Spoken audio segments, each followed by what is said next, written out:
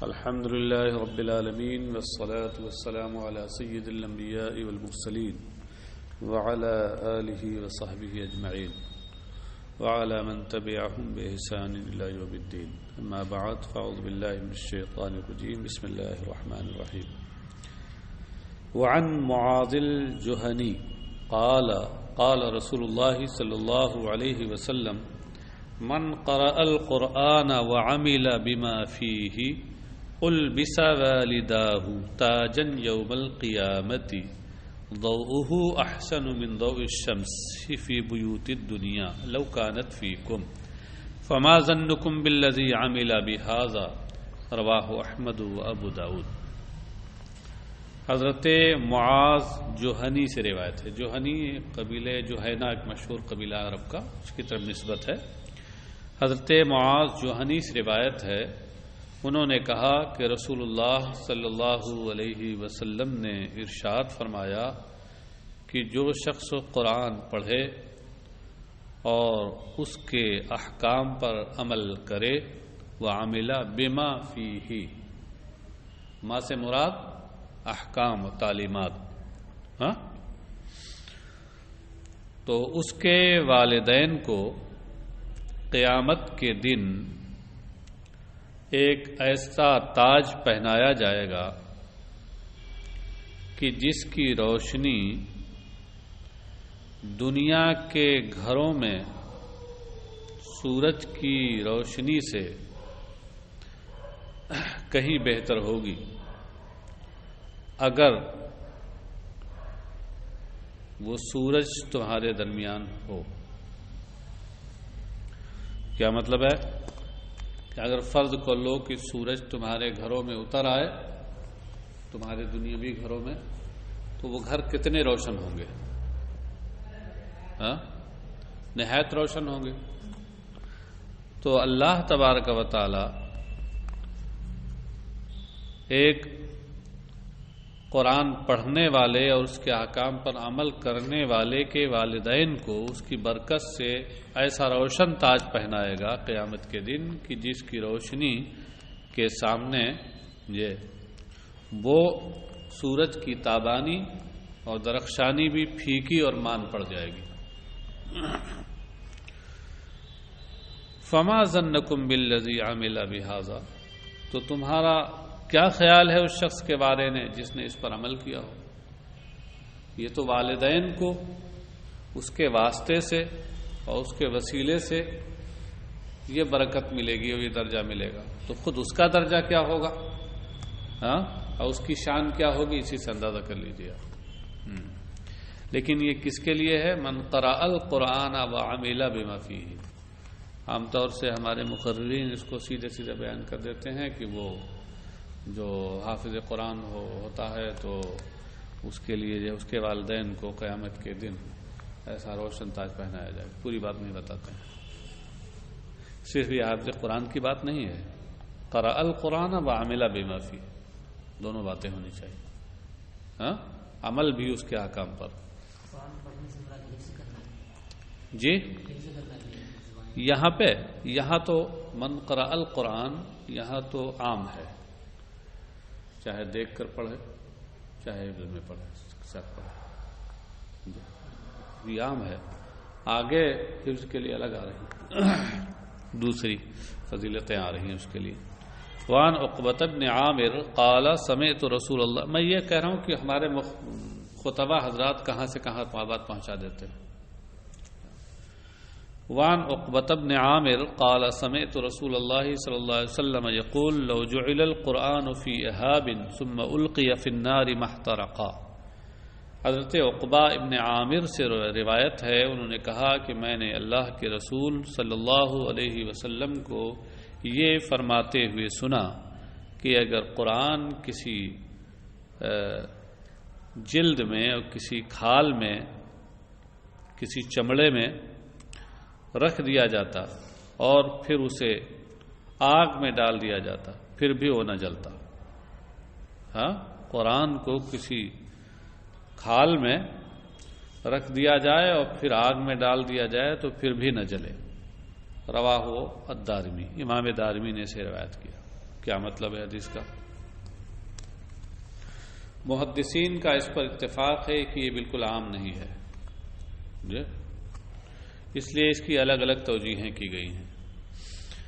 بعض شارحین نے کہا اس سے مراد یہ نبی اکرم صلی اللہ علیہ وسلم کا خاص زمانہ ہے کہ اس زمانے کے ساتھ یہ کرامت اس کی خاص تھی کہ اگر کسی چمڑے میں اس کو رکھ کر کے اور آگ میں ڈالا جائے تو نہ جلے۔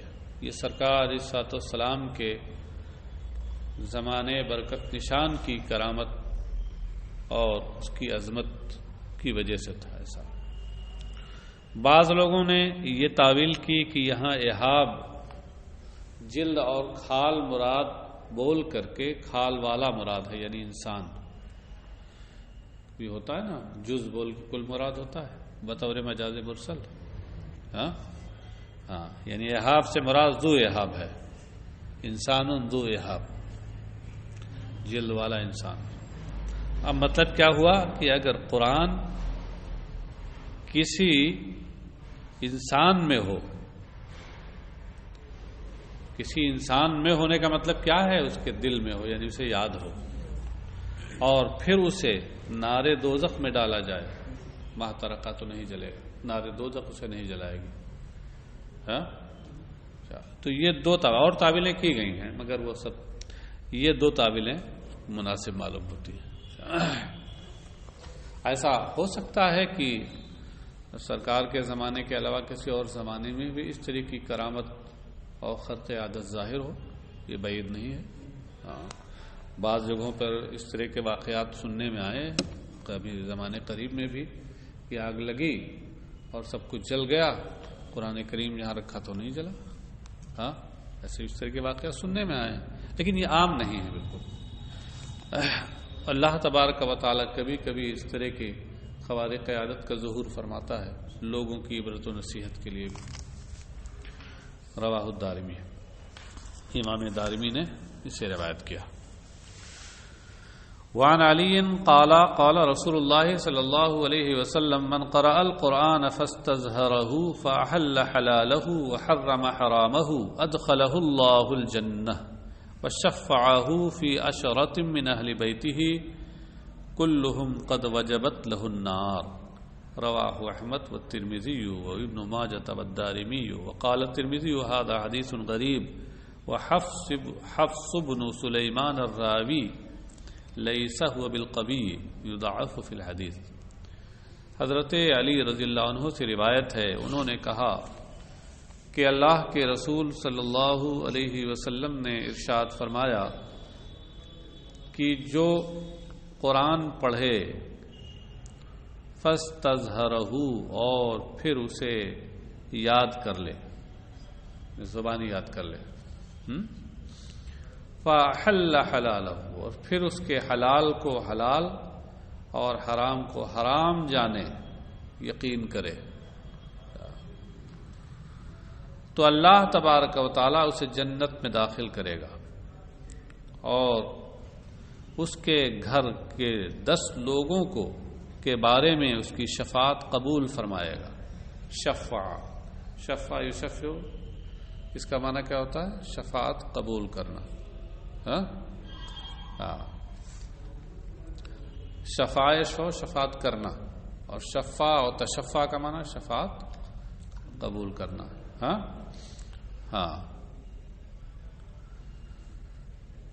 تو اس کے گھر والوں میں سے 10 لوگوں کے، ایسے 10 لوگوں کے سلسلے میں اس کی شفاعت قبول فرمائے گا کہ کلہم قد وجبت لہ النار، جن میں سب کے لیے دوزخ واجب ہو چکی ہوگی،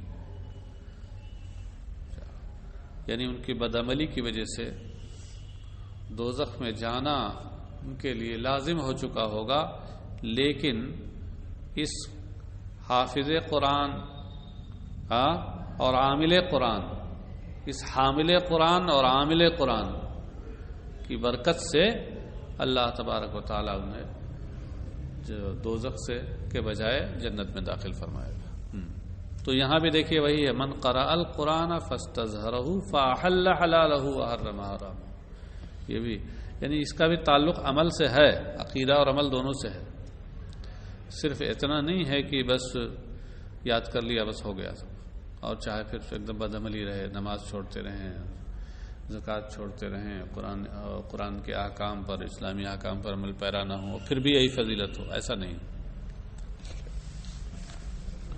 رواہ احمد و ترمذی، اس حدیث کی روایت امام احمد نے، ترمذی نے، ابن ماجہ اور دارمی نے کی اپنی اپنی کتابوں میں.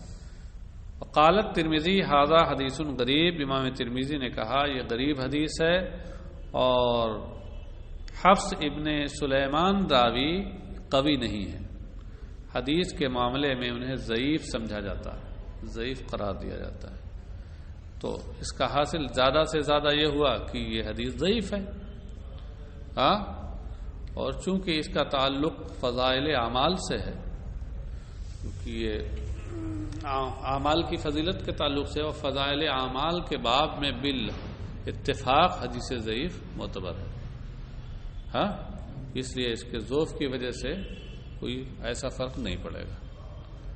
بات سمجھے؟ فضائل اعمال اور فضائل اشخاص میں حدیث ضعیف معتبر ہوتی ہے.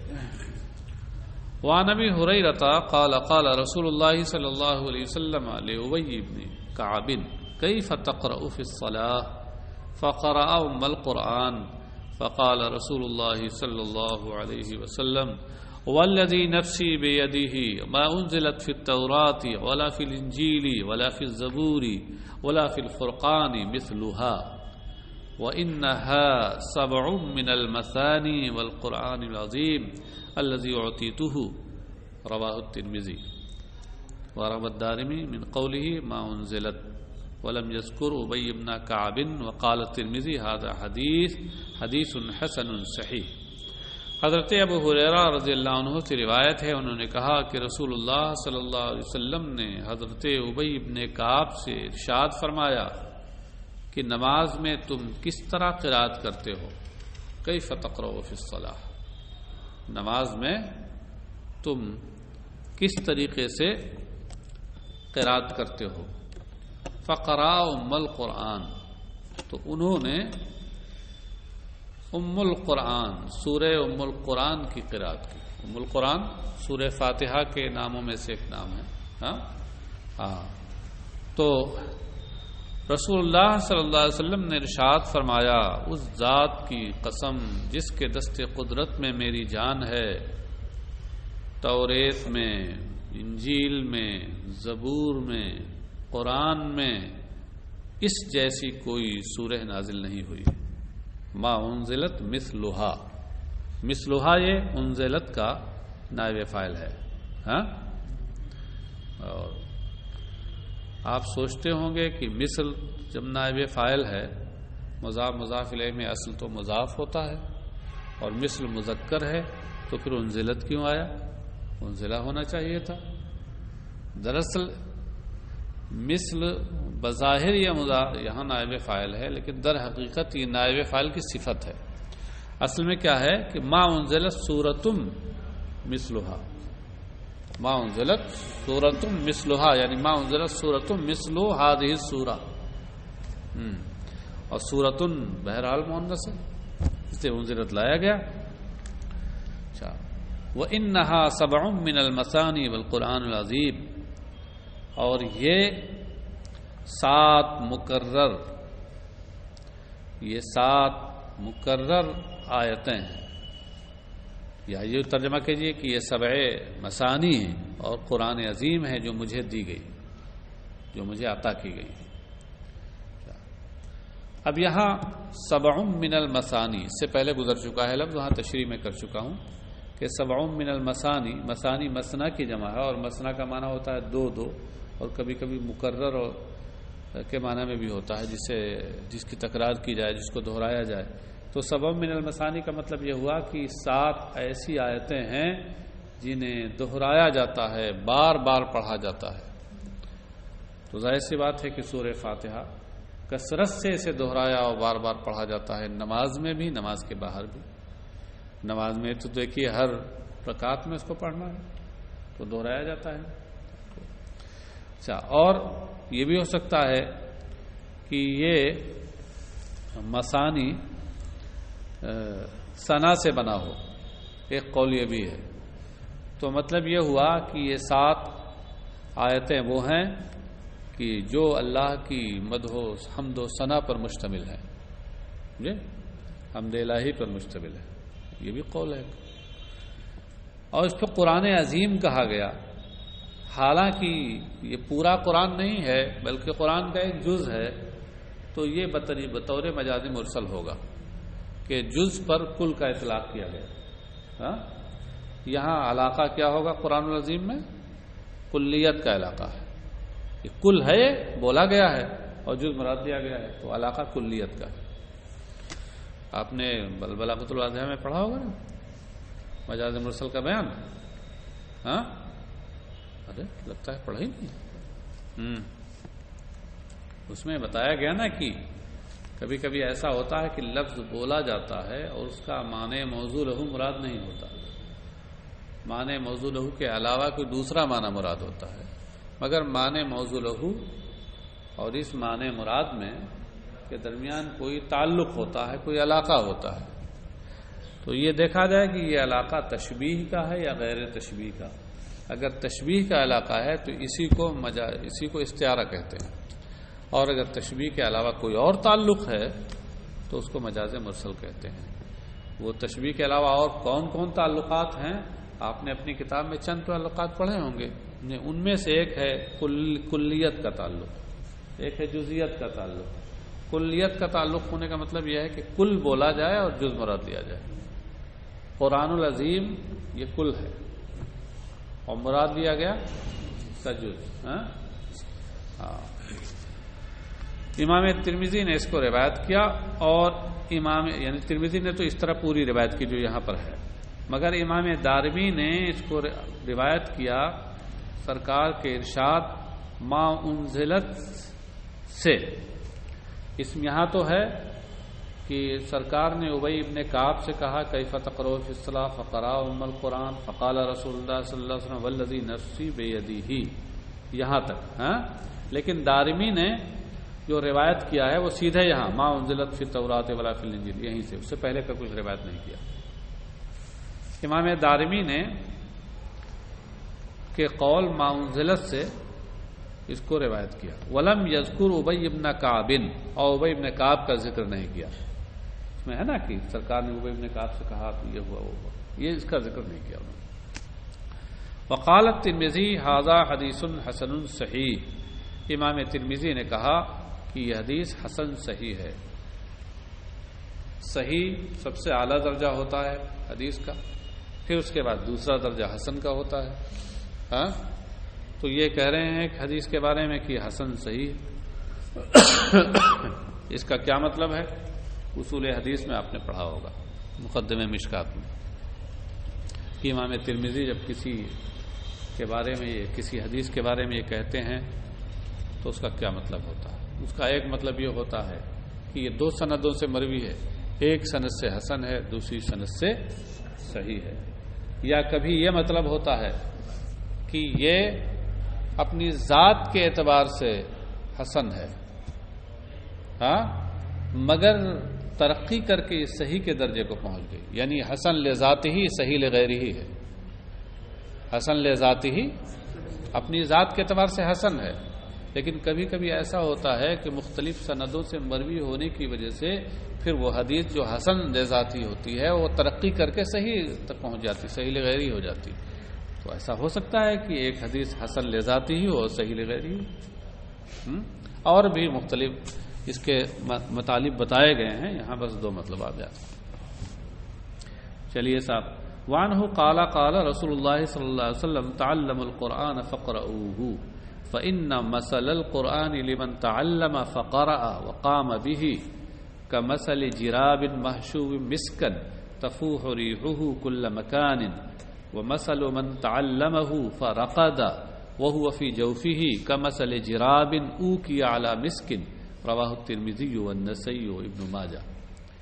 حضرت ابو ہریرہ رضی اللہ عنہ ہی سے روایت ہے، انہوں نے کہا کہ رسول اللہ صلی اللہ علیہ وسلم نے ارشاد فرمایا تعلموا القرآن، قرآن سیکھو، قرآن کا علم حاصل کرو، فقرؤوہ، پھر اسے پڑھو. ہاں، قرآن سیکھو، اس کا علم حاصل کرو. کیا مطلب ہے؟ اے لفظہ و معنیہ، اس کا علم صحیح معنوں میں کب ہوگا؟ کہ جب اس کے قرآن کے جو کلمات ہیں انہیں بھی، ان کا بھی علم حاصل کرو، ان کا معنی اور مطلب کیا ہے اس کو بھی حاصل کرو، اور پھر اسے پڑھا کرو، پڑھتے رہا کرو. کیونکہ قرآن کا حال اس شخص کے تعلق سے جو قرآن سیکھے اور پھر پڑھے اور پھر رات میں نفلی عبادت اس کے ساتھ کرے. قام بھی، قیام خاص طور سے قیام لیل کا معنی ہوتا ہے رات میں نفلی عبادت کرنا. ہاں، تو ترجمہ کیا ہوا کہ مثل القرآن لمن، کیونکہ قرآن کا حال، مثل بمعنی حال، مثل و مثل و مثیل، تینوں ایک معنی میں استعمال ہوتے ہیں. حال جیسے شبہ و شبہ و شبیہ، ایک معنی میں. اچھا،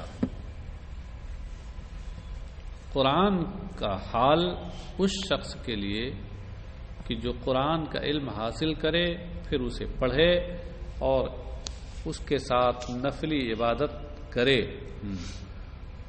اس چمڑے کے تھیلے کی طرح ہے. کا مسئلہ جراب، جراب کہتے ہیں چمڑے کے تھیلے کو. عام طور سے سفر میں جو لوگ چمڑے کے تھیلے لے جایا کرتے تھے پہلے زمانے میں، اس میں کھانے پینے کا سامان، زیادہ سفر توشہ وغیرہ رکھ لیتے تھے، کوئی جراب کہا جاتا تھا. تو اس چمڑے، اس چرمی تھیلے کی طرح ہے، محشوب مسکن، جو مشک سے بھرا ہوا ہو، جس میں مشک بھر دی گئی. تفوح ریحہ کل مکان، جس کی خوشبو ہر جگہ پھوٹ رہی ہو، پھیل رہی ہو. فاح یفوح کا معنی پھیلنا، پھوٹنا خوشبو کا. تو اب تو یہ ہو گیا کہ جو قرآن کا علم حاصل کر کے اس کی قرات کرے اور پھر عبادت میں سے پڑھے، تو وہ ایسے ہے جیسے کسی چمڑے میں مشک بھر دی گئی ہو اور اس کی خوشبو ہر طرف پھیل رہی ہو. خوشبو جو پھیل رہی ہے عمل کی خوشبو ہوئی. وَمَثَلُ مَنْ تَعَلَّمَهُ فَرَقَدَ وَهُوَ فِي جَوْفِهِ كَمَثَلِ جِرَابٍ أُوقِيَ عَلَى مِسْكٍ، اور اس شخص کا حال کہ جس نے قرآن کا علم حاصل کیا، قرآن سیکھا اور پھر سو گیا. سو گیا کا مطلب کیا ہے؟ یعنی رات میں اس کو نفلی عبادت میں پڑھا نہیں اس کی. ہاں، یہاں قامہ کے مقابل میں ہے رقدہ. ادھر اس طرف ہے نا مثل القرآن لمن تعلم فقرأ، وہ قامہ بھی. تو قامہ کا معنی ہے قام اللیل بالقرآن. ہاں، اور رقدہ کا مطلب یہ ہے کہ نام عن القیام فی اللیل، کہ سو گیا. عمل یعنی رات میں عبادت میں سے پڑھا نہیں، نماز میں پڑھا نہیں. وَهُوَ فِي جَوْفِهِ، جبکہ وہ اس کے دل میں ہے. قرآن پڑھا ہے، یاد کیا، اس کے دل میں ہے. کا مثل جرابن، تو اس کا حال اس چمڑے کے تھیلے کی طرح ہے کہ او کی اعلی مسکن، کہ جس کو مشک کے ساتھ جس کا منہ باندھ دیا گیا ہو. مطلب چمڑے کے اس تھیلے کی طرح جس میں مشک بھر کر کے اور اوپر سے باندھ دیا جائے اس کا منہ، کہ خوشبو پھیلے نہ، خوشبو پھیلے نہ اور ماحول کو معطر نہ کرے. کہ یہ مشک تو ہے اس کے اندر، قرآن کریم جو ایک مشک کی کیفیت رکھتا ہے، روحانی خوشبو اس کے اندر ہے. لیکن چونکہ اس نے عمل نہیں کیا اس پر، عبادت میں اسے پڑھا نہیں، تو اس لیے ایسے ہے جیسے اس کو باندھ دیا گیا ہو، کہ اس کی خوشبو پھیل نہیں رہی.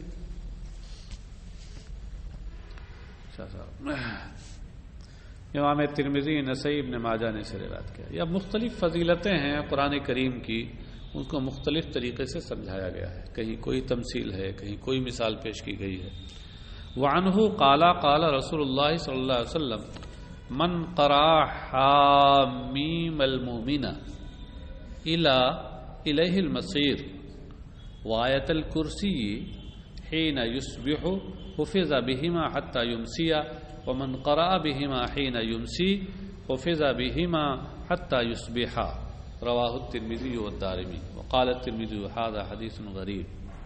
حضرت ابو ہریرہ ہی سے روایت ہے، انہوں نے کہا کہ رسول اللہ صلی اللہ علیہ وسلم نے ارشاد فرمایا کہ جو شخص سورہ حامیم مومن الہ المسیر تک پڑھے اور آیت الکرسی پڑھے، آیت الکرسی تو جانتے ہی ہیں آپ، سورہ حامیم مومن وہی سورہ مومن کے شروع میں جو حامیم ہے، ہاں الہ المسیر تک، حافظ ہے اس میں کوئی؟ ہاں پڑھیے ذرا سا حامیم سورہ مومن کی ابتدائی آیتیں پڑھیے، 3 آیتیں ہیں۔ ہاں الہ المسیر، یہاں تک الہ المسیر تک، سمجھے؟ ہاں تو یہ سورہ مومن ہے، اس کو حامیم مومن کہا، حامیم مومن اس لیے کہا کہ حامیم سے شروع ہو رہی ہے وہ۔ اور آیت الکرسی پڑھے حین یصبح، جس وقت صبح کرے۔ کیا مطلب ہے؟ یعنی جو شخص صبح کے وقت سورہ مومن کی ابتدائی 3 آیتیں اور آیت الکرسی پڑھے، حفظ بہما حتی یمسی، تو ان کی برکت سے اس کی حفاظت کی ہوگی شام تک، حتی یمسی، یہاں تک کہ وہ شام کرے گا، شام تک حفاظت ہوگی، صبح پڑھے تو شام تک حفاظت۔ ومن قرأ بہما حین یمسی حفظ بہما حتی یصبح، اور جو ان کی قرأت شام کے وقت کرے تو ان کی برکت سے اس کی حفاظت صبح تک ہوگی، یہ محافظ ہوں گی وہ اس کے لیے۔ امام ترمذی نے سے اور امام دارمی نے روایت کیا، اور ترمذی نے کہا کہ یہ حدیث غریب ہے۔ غریب کا مطلب یعنی ہر طبقے یا کسی ایک طبقے راوی میں اس کا ایک راوی ہے، ہاں اسی کو غریب کہتے ہیں۔ وعن نعمان بن بشیر قال رسول اللہ صلی اللہ علیہ وسلم ان اللہ كتب كتابا قبل ان يخلق السماوات والارض ب1000 عام انزل منه آیتین ختم بهما سورة البقرة ولا تقرآن في دار 3 ليال فيقربها الشیطان فيقربا نصب کے ساتھ الشیطان، رواہ الترمذی والدارمی وقال الترمذی ھذا حدیث غریب۔ حضرت نعمان ابن بشیر سے روایت ہے، انہوں نے کہا کہ رسول اللہ صلی اللہ علیہ وسلم نے ارشاد فرمایا کہ اللہ تبارک و تعالی نے آسمانوں اور زمین کی پیدائش سے 2000 سال پہلے ایک کتاب لکھی کا مطلب یہ ہے کہ فرشتوں کو لکھنے کا حکم دیا، وہ خود لکھتا نہیں، ہاں تو کتبہ میں جو اسناد اس کی طرف ہے یہ اسناد مجازی ہے، غیر ما ہوا لہو کی طرف یہ اسناد ہے، کیونکہ کتابت یہاں اصل کام کس کا ہے؟ فرشتوں کا، اور اس کی اسناد کر دی گئی اللہ تعالیٰ کی طرف۔ اللہ نے حکم دیا لکھنے کا، تو لکھنے کا حکم دینے کی وجہ سے وہ سبب بنا، سبب عامر ہوا، ہاں اور سبب کی طرف جو اسناد ہوتی ہے وہ غیر ما ہوا لہو کی طرف ہوتی ہے، وہ مجاز عقلی ہوتی ہے، جیسے بنل امیر المدینہ میں کہ امیر اور حاکم نے شہر تعمیر کی، کیا مطلب ہے؟ وہ خود ہی لگ گیا اس میں بنانے میں؟ نہیں، اس نے حکم دیا اور پھر اس کے ملازمین نے اور محکومین نے، ماتحتوں نے وہ کام کیا جن کا کام یہی ہے تعمیر کرنا، تو ایسے یہاں ہے جی 2000 سال پہلے انزل منہ آیتین، اس میں 2 آیتیں اس میں سے 2 آیتیں اس نے اتاری، ختم بہما سورۃ البقرہ، جن 2 آیتوں سے سورہ بقرہ کو ختم کیا، یعنی سورہ بقرہ کی جو آخری 2 آیتیں ہیں یہ ولا تقرآن فی دار 3 لیال فیقربها الشیطان، ایسا نہیں ہو سکتا کہ کسی گھر میں یہ 3 رات تک کسی گھر میں ان کو پڑھا جائے اور پھر شیطان اس گھر کے قریب آئے. ایسا نہیں ہو سکتا. اسے نفی کا ترجمہ آپ اسی انداز میں کیجیے ورنہ ترجمہ صاف نہیں ہوگا. تو قرآن کے ساتھ ملا کے نفی کا ترجمہ مت کر دیجیے، بلکہ چونکہ یہاں پر یقربہا میں جو یقربہا ہے یہ جواب ہے نفی کا، اور نفی کے جواب میں جو فعل مضارع آئے اس پر جب فا داخل ہوتی ہے تو اس فا کے بعد ان ناصبہ مقدر ہوتا ہے. سمجھے؟ ہاں.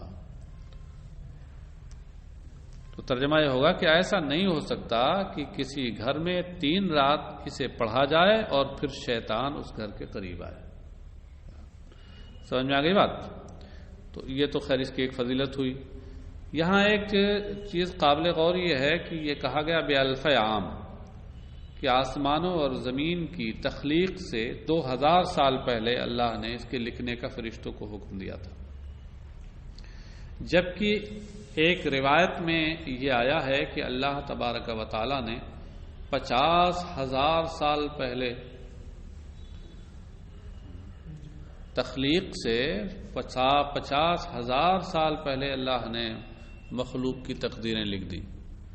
حاشیہ نمبر 5 میں دیکھیے نا، کتابت مقادیر الخلائق قبل خلقها ب50 عام 50,000 عام کما وردا.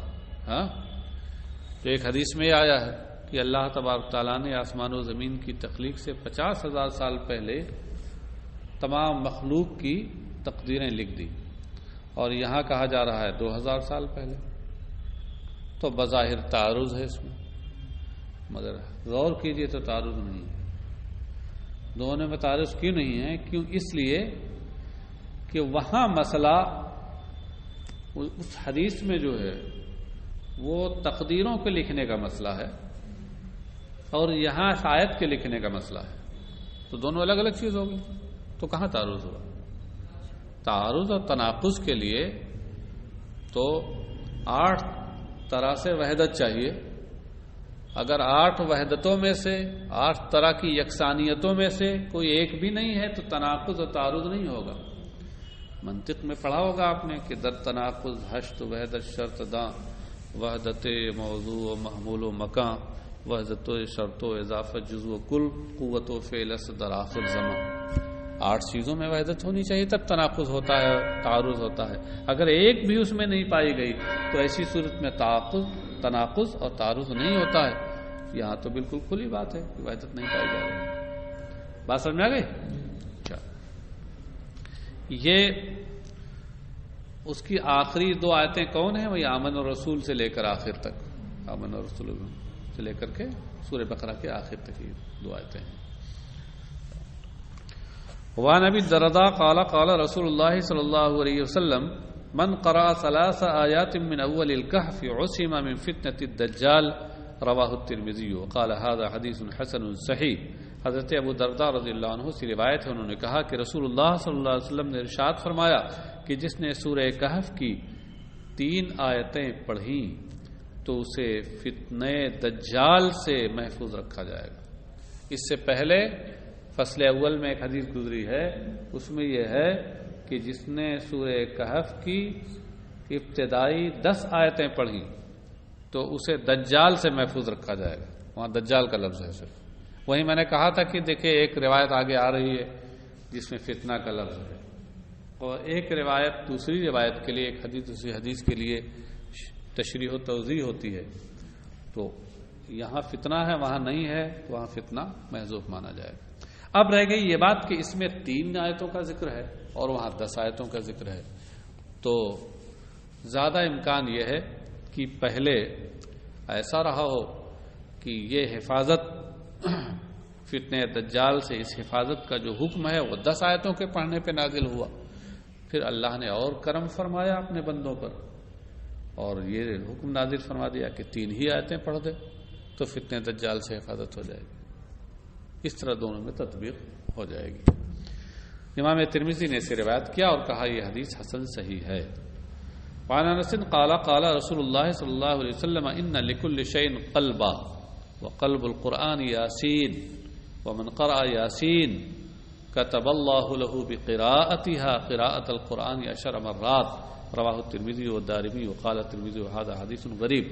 حضرت انس رضی اللہ عنہ سے روایت انہوں نے کہا کہ رسول اللہ صلی اللہ علیہ وسلم نے ارشاد فرمایا کہ ہر چیز کا ایک دل ہوتا ہے، ہر چیز کا ایک دل ہوتا ہے، یعنی اس کا مرکز ایک ہوتا ہے۔ اور قلب القرآن یاسین، اور قرآن کا دل سورہ یاسین ہے۔ قلب الشیء خلاصته ولبه وزبدته ومرکزه، ہر شے کا قلب کیا ہوتا ہے؟ اس کا خلاصہ، نچوڑ، اس کا اصل مغز، اس کا مرکز۔ تو قرآن کا دل اور اس کا اصل مرکز اور خلاصہ یہ یاسین ہے، کیونکہ سورہ یاسین میں جو پورے قرآن میں جو مضامین بیان کیے گئے ہیں ان کا خلاصہ اجمالی طور پر سورہ یاسین میں ہے، اس لیے یہ قلب ہے۔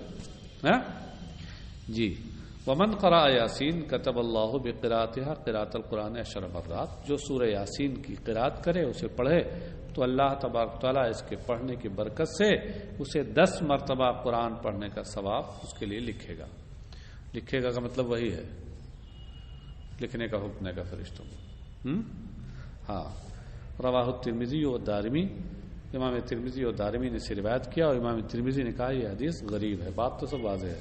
وعن ابی ہریرہ قال قال رسول اللہ صلی اللہ علیہ وسلم ان اللہ تعالی قرأ طه وياسين قبل ان يخلق السماوات والارض ب1000 عام فلما سمعت الملائكة القرآن قالت طوبى لأمة ينزل هذا عليها، ينزل یا ينزل دونوں صحیح ہے، ينزل بصيغہ معروف، ينزل بصيغہ مجہول انزلہ سے، ینزلو تو نزلہ ینزلو سے ہوگا، ہاں، اور ینزلو بصیغہ مضارع مجہول انزلہ سے۔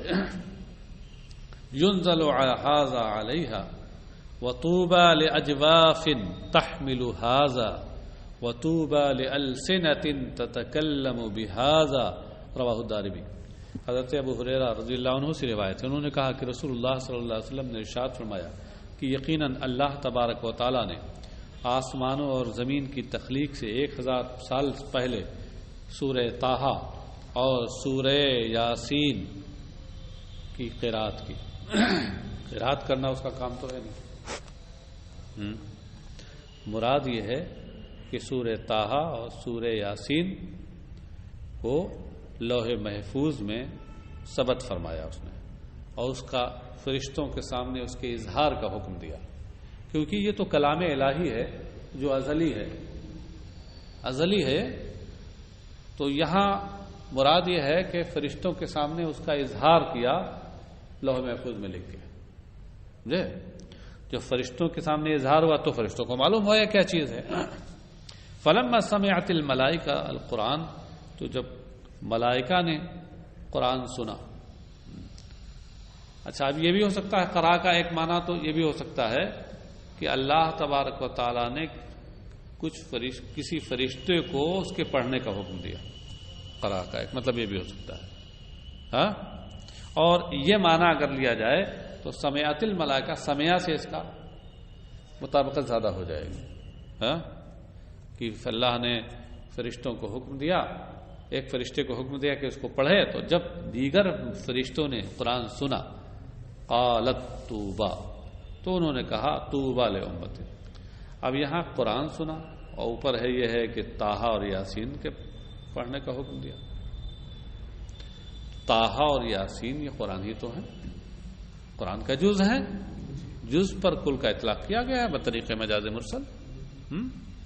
چلیے، قالت طوبى، تو فرشتوں نے کہا طوبى، طوبى کا معنی بھلائی، خوش نصیبی،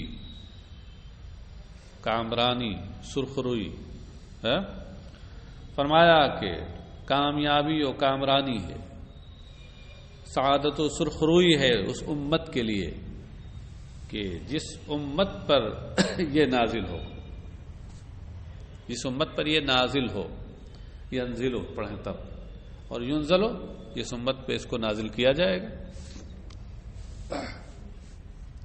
اس قرآن کو. وَطُوبَى لِأَجْوَافٍ تَحْمِلُ هَذَا، اور سعادت و خوش نصیبی ہے یا کامرانی و خوش نصیبی ہے ان دلوں کے لیے جو اس کے حامل ہوں گے. اجواف جوف کی جمع ہے، جوف کا معنی شکم اور خالی جگہ ہوتی ہے، مراد دل. ہاں جوف کہتے ہیں خالی جگہ کو جی. تو جوف بول کر مافل جوف مراد ہے یعنی دل. مطلب یہ ہوا، یہ بھی مجاز مرسل ہوا اس طور پر کہ ظرف بولا گیا اور مضروب مراد لیا گیا، تو معنی حقیقی اور مجازی کے درمیان علاقہ ظرفیت کا ہوا ہے. ہاں وَطُوبَى لِأَلْسِنَةٍ تَتَكَلَّمُ بِهَذَا، اور سرخروئی اور کامرانی ہو ان زبانوں کے لیے جو زبانیں اسے پڑھیں گی، اس کے ساتھ کلام کریں گی، مطلب اس سے جو پڑھیں گی. رواہ الدین الدارمی، امام دارمی نے اسے روایت کیا. بات واضح ہے، فضیلت ہے اس کی. وعنه قال قال رسول الله صلى الله عليه وسلم من قرأ حاميم الدخان في ليلة أصبح يستغفر له 70,000 ملك. رواه الترمذي وقال هذا حديث غريب. وعمر بن أبي خصم الرابي ضعف وقال محمد يعني البخاري هو منكر الحديث.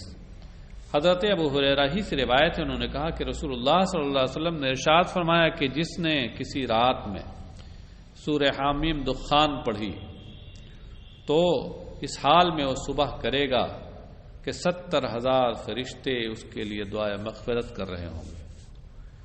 جی یعنی صبح تک 70,000 فرشتے اس کے لیے دعائے مغفرت کرتے رہیں گے.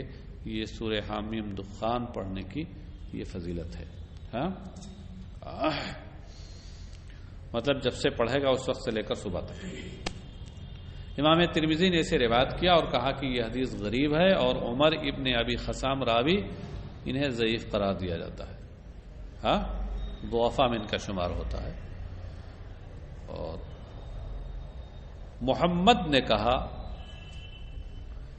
یعنی البخاری، محمد سے مراد امام بخاری ہیں، کیونکہ ان کا اصل نام محمد ہے نا، محمد ابن اسماعیل بخاری. اور یعنی کا معنی کیا ہوتا ہے؟ انا یعنی، ارے آپ لوگ یعنی بہت بولتے ہیں. انا یعنی کا معنی کیا ہوتا ہے؟ مراد لینا، چاہنا. ہاں اسی لیے معنی کا مطلب ہوتا ہے مراد. نیچے دیکھیے نا، قال محمد نے کہا. اچھا یہ کس نے کہا؟ قال محمد، یہ کس کی عبارت ہے؟ امام ترمذی کی.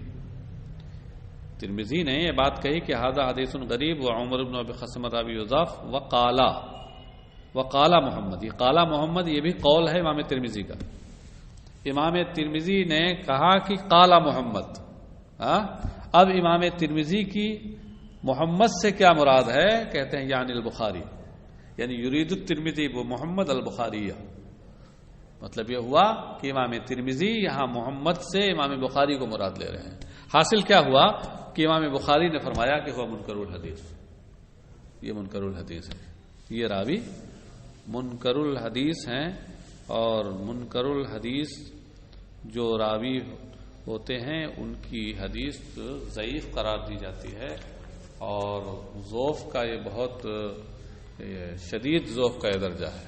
ہاں لیکن بہرحال کچھ بھی ہو، کیونکہ یہ فضائل اعمال میں ہے اس لیے معتبر ہے. وعنہ قال قال رسول اللہ صلی اللہ علیہ وسلم من قرأ حامیم الدخان فی لیلۃ الجمعہ غفر له. رواه الترمذی وقال هذا حدیث غریب. وهشام ابو المقدام الرابی ضعف. اور حضرت ابو ہریرہ ہی سے روایت ہے، انہوں نے کہا کہ رسول اللہ صلی اللہ علیہ وسلم نے ارشاد فرمایا کہ جس نے شب جمعہ میں سورہ حامیم دخان کی قرات کی تو اس کی بخشش ہو جائے گی. یہاں شب جمعہ کی بات ہے، اور اس سے پہلے والی حدیث میں مطلق رات کی بات ہے کہ شب جمعہ ہو یا کوئی اور. فی لیلتن ہے وہاں، تو دونوں میں کوئی تناقض اور تعارض نہیں ہے. دونوں کو ملانے کے بعد سمجھ میں یہ آتا ہے کہ کسی بھی رات پڑھی جائے تو وہ اس صورت میں اس کو فضیلت تو ملے گی، لیکن خاص طور سے جمعہ کی رات میں پڑھنا اولا ہے اور بہتر ہے اس فضیلت کے حصول کے لیے. امام ترمذی نے اس کو روایت کیا اور کہا کہ یہ حدیث غریب ہے. غریب کا مطلب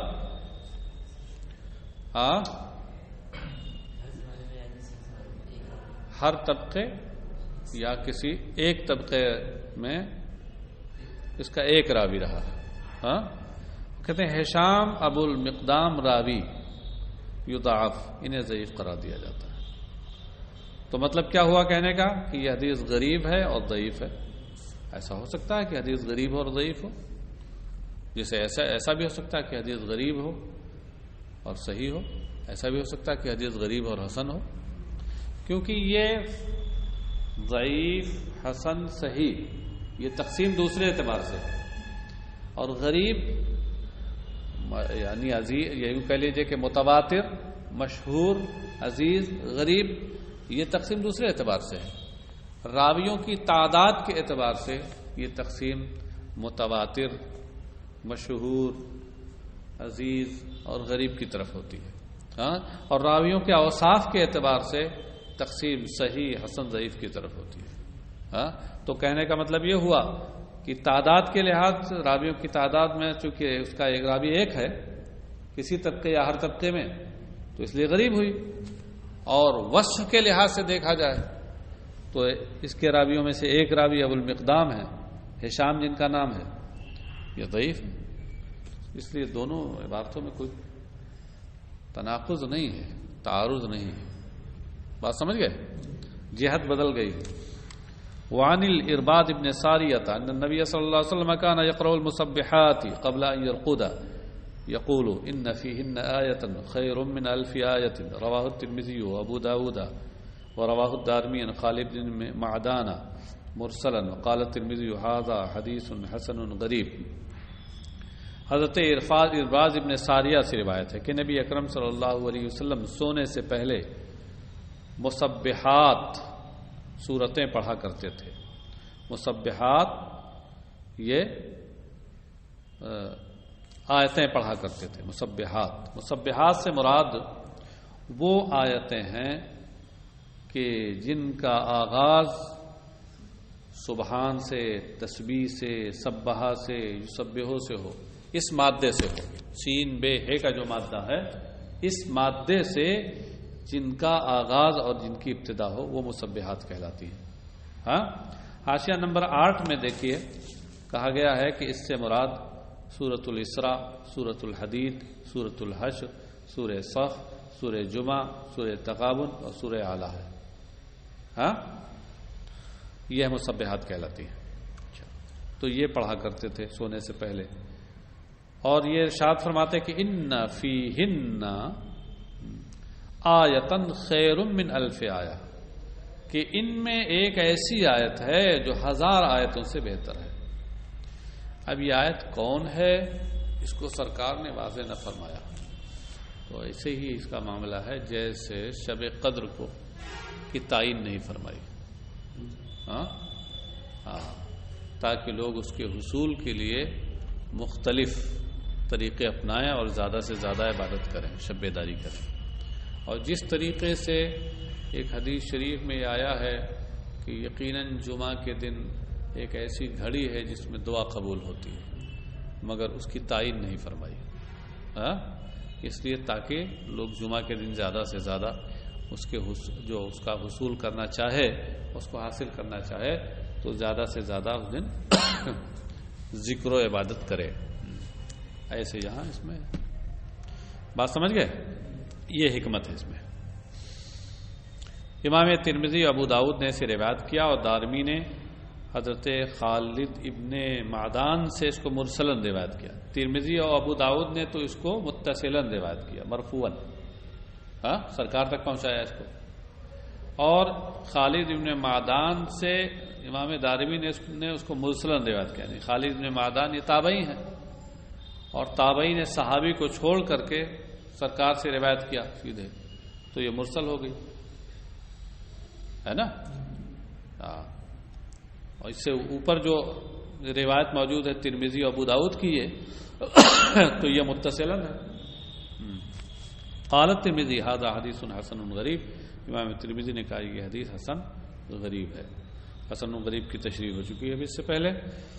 وعن ابی ہریرہ قال قال رسول اللہ صلی اللہ علیہ وسلم ان سورۃ فی القرآن 30 آیۃ شفعت لرجل حتى غفر له وهي تبارك الذي بيده، شفاعت میں شفاعت پڑھیے، شفاعت بھی پڑھ سکتے ہیں، شفاعت بھی پڑھ سکتے ہیں، یا تبارک الذی بیدہ الملک، رواہ احمد والترمذی وابو داود والنسائی وابن ماجہ۔ حضرت ابو ہریرہ رضی اللہ عنہ سے روایت ہے، انہوں نے کہا کہ رسول اللہ صلی اللہ علیہ وسلم نے ارشاد فرمایا کہ قرآن میں ایک سورہ 30 آیتوں کی ہے۔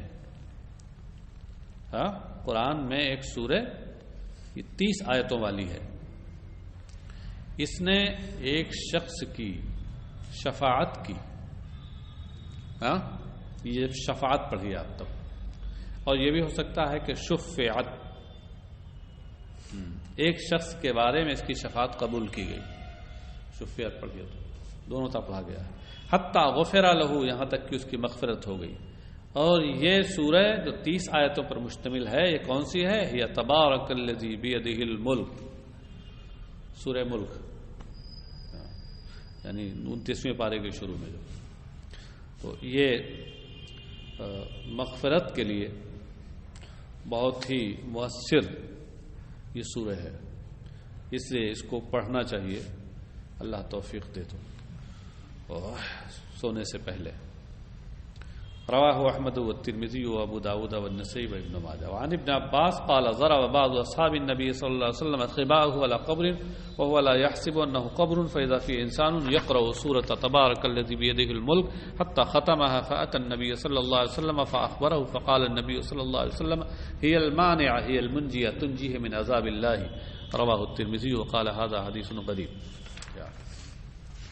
حضرت عبداللہ ابن عباس رضی اللہ عنہما سے روایت ہے، انہوں نے کہا کہ نبی اکرم صلی اللہ علیہ وسلم کے کسی صحابی نے ایک قبر پر اپنا خیمہ لگایا، خیمہ، خیمہ، ہاں، اور بعض اصحاب النبی، کسی ایک صحابی نے، بعض کی اسناد جب جمع کی اضافت جب جمع کی طرف ہو تو عام طور سے اس سے مراد فرد واحد ہوتا ہے، جسے کہتے ہیں قال بعض الشعراء، قال بعض العلماء، کسی شاعر نے کہا، کسی ایک عالم نے کہا، ایسے ہی ضرب بعض اصحاب النبی، نبی اکرم صلی اللہ علیہ وسلم کے کسی ایک صحابی نے ایک قبر پر خیمہ لگایا، ضرب خبا، ضرب الخبا کا معنی ہوتا ہے خیمہ لگانا، خیمہ نصب کرنا، وہو لا يحسب انہ قبر، لا يحسب لا يظن انہ قبر، جبکہ ان کے گمان میں بھی نہیں تھا، وہم و گمان میں بھی نہیں تھا کہ یہ قبر ہے، جانتے نہیں تھے قبر ہے، اس پر خیمہ لگا دیا۔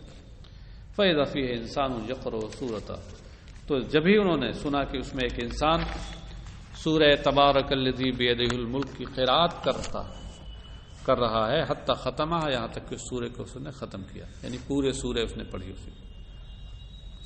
فَأَتَى النَّبِيَّ صلی اللہ علیہ وسلم، تو وہ صحابی نبی اکرم صلی اللہ علیہ وسلم کی بارگاہ میں حاضر ہوئے اور سرکار کو اطلاع دی، تو سرکار نے ارشاد فرمایا ہی المانعہ ہی المنجیہ، ہیا یعنی هذه السورہ، یہ سورہ مانعہ ہے، یعنی یہ عذاب قبر سے روکنے والی ہے، ہاں، اور ہی المنجیہ یہ نجات دینے والی ہے، وہی عذاب قبر سے، عذاب نار سے نجات دینے والی ہے، تنجیہ من عذاب اللہ، اللہ کے عذاب سے یہ نجات دیتی ہے۔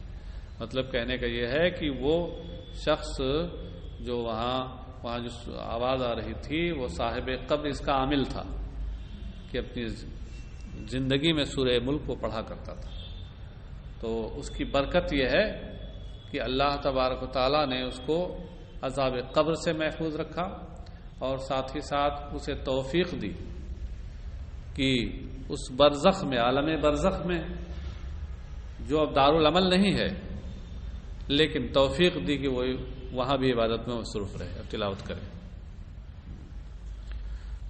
امام ترمذی سے روایت کیا اور کہا یہ حدیث غریب ہے، چونکہ اسی سورہ سے متعلق ایک اور حدیث ہے، اس کو بھی دیکھ لیجیے۔ عن جابر ان النبی صلی اللہ علیہ وسلم کان لا ینام حتی یقرأ الف لام میم تنزیل وتبارک الذی بیدہ الملک، رواہ احمد والترمذی والدارمی، وقال الترمذی وهذا حدیث صحیح وکذا فی شرح السنہ وفی المصابیح غریب۔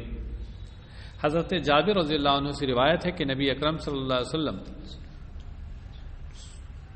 سوتے نہیں یہاں تک کہ الف لام میم تنزیل اور تبارک الذی بیدہ الملک کی تلاوت فرماتے، یعنی مطلب یہ ہے کہ سونے سے پہلے سرکار علیہ الصلوۃ والسلام کی عادت کریمہ یہ تھی کہ ان صورتوں کی تلاوت کیا کرتے تھے۔